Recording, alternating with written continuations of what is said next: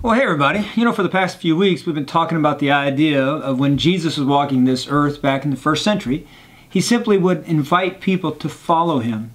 All sorts of people followed Jesus at all sorts of different levels, if you will. When Jesus came to town, he was the biggest thing going on at that time. And so people just would come out and see what he was about while he was in their neighborhood. Now, there were some folks who were a little more inquisitive, and they would literally follow Jesus from town to town.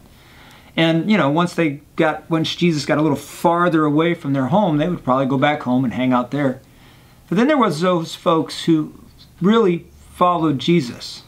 They committed their life to following him. And more than just physically following him, they wanted to become like him. They wanted his ideas, his views, his world vision, if you will, to impact how they lived. They saw something in Jesus that they wanted. Now, we know that what happens is when somebody gives their life to Jesus Christ, it's by the power of the Holy Spirit that they begin to be transformed. And they begin to become the real person that God created them to be. They begin to be set free, if you will. And that real person, that who you were really meant to be, well, you and I, we were created in the image of God, in the image of Jesus. So when we begin to follow Jesus, when we commit our life to him, he helps us to really become the real us. Now the question is, when does that really happen?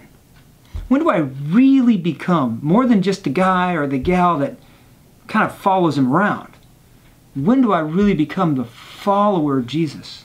And when I do, what is it going to cost me? Well, today in our study, that's what we're going to be talking about. I hope you've been enjoying it, and I hope you'll continue to be part of a small group because it's an awesome, life-changing experience.